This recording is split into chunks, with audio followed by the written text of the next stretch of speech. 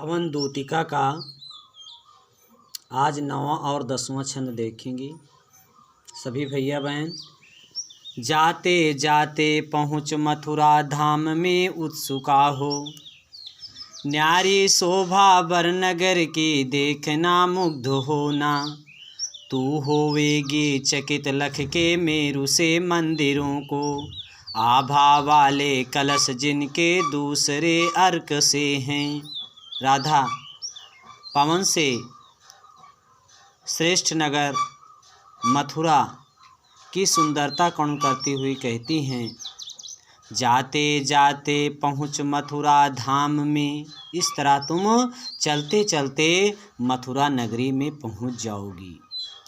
उत्सुका हो और उस नगरी को देखने के लिए उत्सुक हो जाओगी। न्यारी शोभा बर नगर की, न्यारी माने अनोखी, उस श्रेष्ठ नगर की अनोखी शोभा को देखना, मुग्ध होना और उसकी सुंदरता पर आकर्षित होना, मोहित होना। तू होवेगी चकित लख के मेरु से मंदिरों को।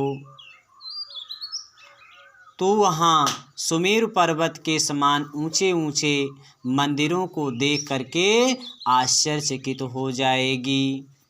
आभा वाले कलश जिनके दूसरे अर्क से हैं, जिनके आभा युक्त कलश दूसरे सूर्य के समान प्रकाशित रहते हैं, चमकते रहते हैं। अर्थात तो मंदिरों के ऊपर जो आभा युक्त कलश लगे हुए हैं वह इस तरह से चमकते रहते हैं जैसे दूसरे सूर्य चमक रहे हों। देखे पूजा समय मथुरा मंदिरों मध्य जाना, नाना वाद्यों मधुर स्वर की मुग्धता को बढ़ाना। कि वाले के रुचिर तरु के शब्दकारी फलों को, धीरे धीरे मधुर रव से मुग्ध हो बजाना। राधा पवनदूती से कहती हैं कि मथुरा में पूजा के समय को देख करके मंदिरों के मध्य जाना, मंदिरों के बीचों बीच जाना, नाना वाद्यों मधुर स्वर की मुग्धता को बढ़ाना और उन मंदिरों में बजने वाले अनेक प्रकार के वाद्य यंत्रों की स्वर को अपनी सहायता से उनकी स्वर में वृद्धि कर देना। किवा लेके रुचिर तरु के शब्दकारी फलों को, अथवा किवा माने अथवा किसी सुंदर वृक्ष के शब्द करने वाले फलों को ले करके धीरे धीरे अपनी भावभंगिमा से उसकी मधुर ध्वनि में वृद्धि करना। तू देखेगी जलद तन को जा वहीं तदगता हो, होंगे लोने नयन उनके ज्योति उत्कीर्णकारी। मुद्रा होगी बर बदन की मूर्ति सी सौम्यता की, सीधे साधे वचन उनके सिक्त होंगे सुधा से। राधा पवनदूती से अपने प्रियतम श्री कृष्ण की सुंदरता गुण करती हुई कहती है कि तू वहाँ बादल के समान चिकने शरीर वाले श्री कृष्ण को देखेगी, जा वहीं तू चली जा और वहीं के वातावरण में तदगता हो, स्वयं को ढाल ले, अर्थात उस परिस्थिति में स्वयं ढल जा।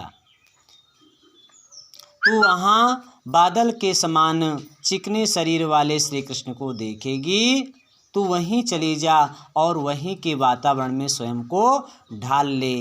होंगे लोने नयन उनके ज्योति उत्कीर्णकारी, लोने माने सुंदर, उनके माने उनकी सुंदर आँखें तुम्हें प्रकाश फैलाते हुए दिखाई देंगे। यानी उनकी आँखें इतनी सुंदर हैं जिसे देख करके ऐसा लगेगा कि उनकी आँखों से प्रकाश निकल रहा है।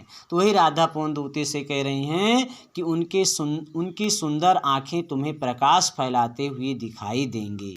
मुद्रा होगी बर बदन की मूर्ति सी सौम्यता की, उनके श्रेष्ठ मुख की मुद्रा माने भाव भंगिमा, मूर्त सी माने मूर्ति के समान सौम्य होगी, सुंदर होगी। उनके श्रेष्ठ मुख की सुंदरता मूर्त के समान सौम्य होगी। सीधे साधे वचन उनके सिक्त होंगे सुधा से, और उनके मुख से जो सरल बातें निकल रही होंगी, मीठी मीठी बातें निकल रही होंगी, वह तुम्हें अमृत में सिंचे हुए से लगेंगे।